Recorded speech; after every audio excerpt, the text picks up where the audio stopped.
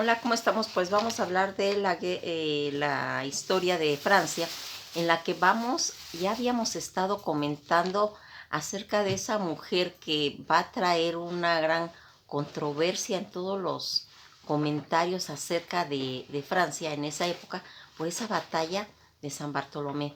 Si recordarán, ya lo habíamos mencionado, donde se les va a hacer una emboscada a toda esa gente de los hugonotes. Aquí quiero aclarar un punto. ¿Quiénes son los hugonotes? Los hugonotes van a ser los protestantes que están en Francia, así se les llama. A los protestantes de Francia se les llama hugonotes porque tenían un dirigente que se llamaba Hugo, pero van a tener una forma de pensamiento que es el calvinismo. ¿Por qué van a tener esa influencia de calvinismo? Porque Calvino va a hacer todos sus tratados, pero en francés, y por eso va a llegar a Francia en esa forma y lo van a retomar los hugonotes. En la boda de Margot se va a hacer ese asesinato masivo contra estas personas, aunque dicen que lo hizo Carlos IX, pero atrás de Carlos IX, que era el hijo de Catalina de Médici, dicen que ella es la autora intelectual de toda esta situación. Pues después de haber visto todo eso, vamos a ir viendo cómo estas situaciones que se estaban dando en Francia, porque ya habían pasado de esas 8 guerras civiles que se estaban dando ahí, y que tanto los Borbones como los Valois, ellos vienen de la descendencia de los Capetos. Enrique III, que era el último hijo de Catalina de Médici, porque van a morir todos los demás, eh, él es es el último de los Valois. Y cuando va a llamar a su primo para que se quede, porque en una ocasión él siempre estaba rodeado de muchas personas, ¿sí? Tenía era uno de los mejores espadachines, pero siempre estaba rodeado de muchas gentes. Dicen que su destacamento estaba como entre 45 personas, pero los más allegados eran 12 espadachines que los tenían cercas. Tenía una forma de vestirse media afeminada, pero cuando alguien se lo cuestionaba, pues los mataba. Entonces, aquí se va a empezar a hacer pues un plan para matarlo, y hay una persona que se va a colar entre toda esa gente y se va a acercar al oído de este gobernante para decirle algo y le mete una puñalada. Estamos hablando de Enrique III. Enrique III, que era pues el favorito de Catalina de Médici, el que era pues el preferido de ella, va a morir, pero ya murió Catalina de Médici. Y entonces aquí se va a tener pues que hacer un llamado al esposo de esta Margot, que es Enrique de Navarra, pero él le va a decir que se va a quedar en su lugar cuando está en agonía. Pero aquí trae un problema Enrique. El problema que trae Enrique es que él es protestante, ¿sí? Y entonces, al comentarle que él se va a quedar y que si él sigue con esa actitud va a tener muchos problemas, entonces aquí va a decir esa famosa frase de que pues París bien vale una misa. Aquí vamos a recordar que Enrique III es el último de los Valois, y Enrique va a ser el primero, ¿sí?, de toda esa dinastía que va a venir a imperar, que van a ser los Borbones.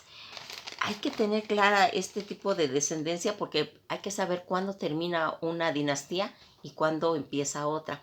Y aquí va a empezar una nueva con los Borbones cuando va a llegar Enrique de Navarra, que es el marido de Margarita. Aquí van a empezar a hacer todo ese manejo de la situación, pero fíjense en que aquí va a haber algo importante. Aquí ya van a empezar a haber situaciones con esta nueva entrada de este rey que es Borbón y que viene de Gasconia. Y Gasconia es como una extensión de toda esa expansión que venía de España y de Navarra. Aquí son Países Vascos, Eso también lo tenemos que tener bien claro. Y aquí, ¿cuál era el otro problema? Que cuando muere Enrique III, que es el que le dan la puñalada, él va a morir sin descendencia. Y aquí va a tener que hacer esos cambios. Pero fíjense que aquí va a entrar algo muy importante que va a marcar un antes y un después. Va a empezar a hacerse el edicto de Nantes. El edicto de Nantes que va a ocurrir en Francia, que estamos hablando de un movimiento sumamente importante para Francia. Estamos hablando de la tolerancia religiosa, en la que Enrique va a aceptar entrar a la religión y va a ir al Papa para que se le quiten todas esas cosas que tenía encima para poder gobernar. Y siendo él el primer Borbón, aquí va a tener que quitarse toda esa situación, pero el edicto de Nantes es un acontecimiento muy, muy especial. Ese edicto de Nantes, firmado en abril de 1598 en Nantes, Francia, y por el rey Enrique IV de Francia, fue un decreto que autorizaba la libertad de conciencia y la libertad de culto, limitando a los protestantes calvinistas. Esa promulgación de este edicto va a poner fin a toda esa guerra religiosa que estaban convulsionando a Francia durante el siglo XVI y cuyo punto culminante fue la matanza de San Bartolomé, como ya habíamos dicho, en 1572. Tanto Enrique IV, también protestante, se había convertido al catolicismo para poder acceder al trono. En primer artículo, es un artículo importante de amnistía que pone fin a toda esa guerra civil.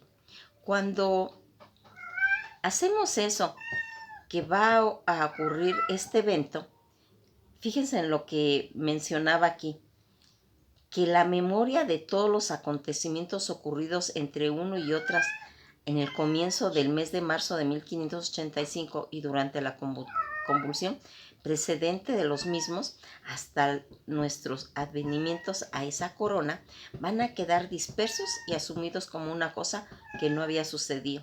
No sería posible si se permitiera todo eso.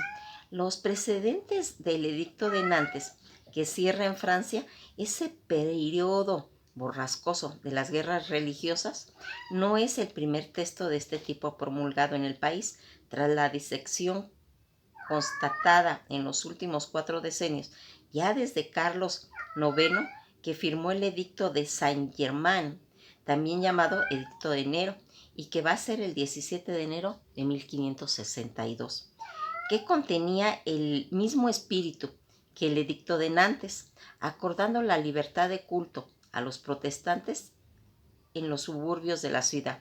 Lo mismo podía hallarse este edicto de Amboise, que fue el 19 de marzo de 1563 y que hacía renunciar de todos los derechos de los hombres gentiles, igual que se empezara a hacer ese pacto de libertad, de paz y esa conciencia de libertad de culto en 4 plazas fuentes de todo Francia. En diferentes de estos textos del edicto Nantes estaría implicado toda esa gracia que tenía Enrique IV. Fíjense en que aquí vamos a ver algo que nos va a llamar la atención.